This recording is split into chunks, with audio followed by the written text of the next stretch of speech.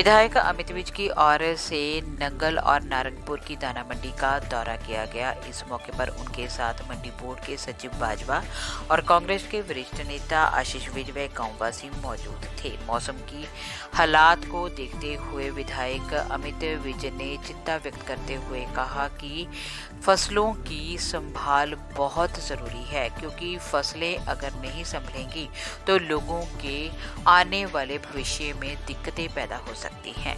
उन्होंने वहां की मंडियों के हालात देखे, समस्याओं को जाना और बारीकी से उनकी सुविधाओं के लिए आश्वासन देते हुए उन्होंने कहा कि जिस प्रकार से पठानकोट की मंडियों में हर प्रकार की सुविधा है, फर्श पक्के हैं, फसलों के रखरखाव के पूरे प्रबंध हैं, पीने के पानी, शौचालय व अन्य सुविधाएं वहां पर मौजूद हैं, उसी प्रकार वो निकट भविष्य में वहां की मंडियों की तस्वीर भी जरूर बदलेंगे। उन्होंने कहा कि किसानों की मेहनत को व्यर्थ होते हुए नहीं देखा जा सकता, ना ही सहा जा सकता है। यही कारण है कि आज किसान अपनी दिक्कतों, अपनी परेशानियों, अपने अधिकारों के लिए संघर्ष में लीन है और केंद्र सरकार उनके प्रति उचित ध्यान नहीं दे रही है। उन्होंने केंद्र सरकार से भी कहा है कि वो किसानों की समस्याओं को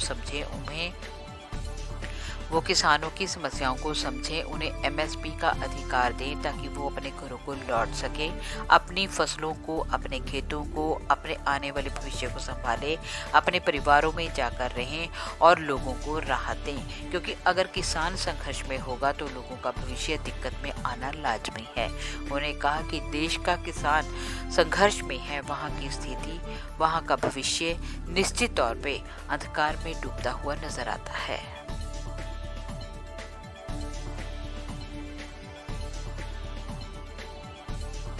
मैं सीएम साहब वालों कैप्टन अमरिंदर सिंह जी वालों जो हमेशा रहा कि किसानों के हाथों में हमेशा रहे ने, चाहे कर्जा माफ़ी है, चाहे उन्होंने एक मैं देखा जी साढ़े मिनिस्टर साहब भी ने, आशू जी, साडा एको परपस रहा कि साड़ी कनक का एक भी दाना खराब ना होए ते जिहड़े किसान ने, अड़तीआ साहब ने, सारिਆਂ ਨੂੰ ਉਹਨਾਂ ਦਾ प्रॉपर मुआवजा मिले, क्योंकि साड़ी जिहड़ी पंजाब की इकोनॉमी है, मैं पंजाब की इकोनॉमी नूं देश की इकोनॉमी नाल इस करके जोड़ना कि जे असी पुराने समय चल जाइए, अज तो कई साल पहले, तो साडे देश की ही एग्रो इकोनॉमी सी। हुण आहिस्ता आहिस्ता डिजिटाइजेशन आए, राजीव गांधी जी लैके आए सी, मैं भी एक टैलीकॉम इंजीनियर हाँ, उन्होंने कंप्यूटराइजेशन की सी, IT लैके आए सी, उहदी मैं भी खा रहा, मेरी भी नौकरी लगी। तो उस तो पहले एग्रीकल्चर इकोनॉमी सी साडे देश की, तो उदों तो पंजाब ऑलमोस्ट 60-70% देश के फूड बाउल में कंट्रीब्यूट करता सी, ते हुण भी हजे भी 40% देश के फूड बाउल से पंजाब कंट्रीब्यूट करता है। अज देश की GDP च पंजाब साडा 2.4% कंट्रीब्यूट करता है। हजे जगह साडी जे असी एरिया देखा जाए, एरिया के हिसाब नाल घट है। तो एग्री इकोनॉमी, पंजाब के फूड बाउल नूं बचाना, लोगों तक कनक पहुँचाना, तो यह सारा साडा मंडियां ते, किसानां ते अड़तियां ते निर्भर है। तो इसी करके जो यह परचेज होंदी है तो सारे लोग एक्टिव हो जाते हैं। CM साहब ने 10 अप्रैल नूं कैप्टन अमरिंदर सिंह जी ने परसनली इनू लॉन्च किया सी, ऑनलाइन किया सी। उस तो बाद सारी परचेज शुरू हुई। मेरी विधान सभा पठानकोट है, तो साडे मेरे इत्थे 2 मेन मंडियां च परचेज आती, एक नंगल मंडी तो एक नारंगपुर च, जिहड़े साडे दूसरे विलेजिस ने, मैं उन्हां च विजिट कर रहा। नंगल च साडे पिछले साल की जे गल की जाए तो 30,000 कुंटल कनक आई सी। 10 अप्रैल नूं परचेज शुरू हुई, हजे तक साडे कोल 2,000 कुंटल कनक पहुँच चुकी है, जिहदे विच 800 की परचेज हो चुकी है। साडा एफर्ट यही है कि जिस तरह तुसीं पठानकोट मंडी जाओ, असीं पूरी CM साहब ने पक्की करवा दी, सब कुछ करता है। एक तो एफर्ट यह है कि इत्थे अफसरां नाल मिल के असी इस मंडी नूं पूरा पक्का करिए, जो बेसिक फैसिलिटीज़ है असी दे सकीए।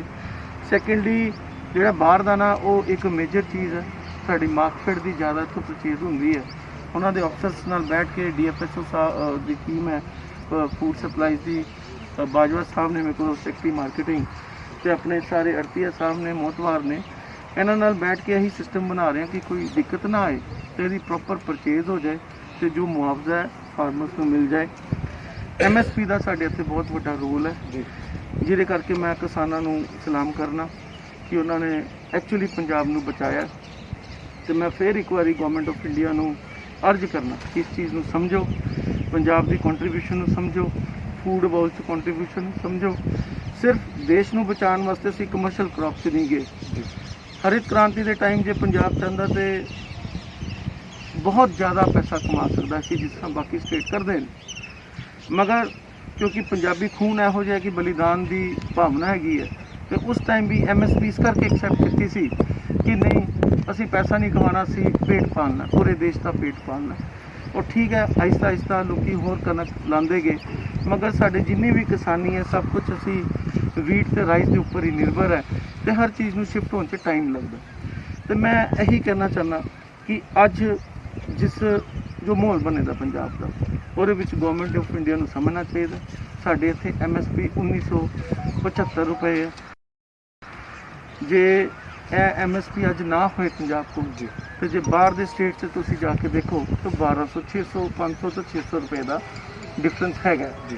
ਤੇ ਇਹ ਜੋ ਕਿਸਾਨਾਂ ਨੇ ਇੱਥੋਂ ਪ੍ਰੂਵ ਹੁੰਦਾ, ਜੇ ਤੁਸੀਂ ਕਹਿੰਦੇ ਹੋ ਇਹ ਨਹੀਂ ਹੈ ਕਿ ਸਾਡੀ MSP 1975 ਹੈ, ਬਾਕੀ ਜਗ੍ਹਾ ਵੀ MSP ਉਸੇ ਰੇਟ ਤੇ ਲਾਈ ਦੀ ਹੈ, ਮਗਰ ਪਰਚੇਸ ਉਸ ਰੇਟ ਤੇ ਨਹੀਂ ਹੈਗੀ। ਤੇ ਮੈਂ ਇਹੀ ਕਹਾਂਗਾ ਗਵਰਨਮੈਂਟ ਆਫ ਇੰਡੀਆ ਨੂੰ ਕਿ ਸਾਰੀ ਚੀਜ਼ਾਂ ਠੀਕ ਹੈ, ਸਭ ਤੋਂ ਪਹਿਲੇ ਕਿਸਾਨੀ ਬਚਾਈਏ।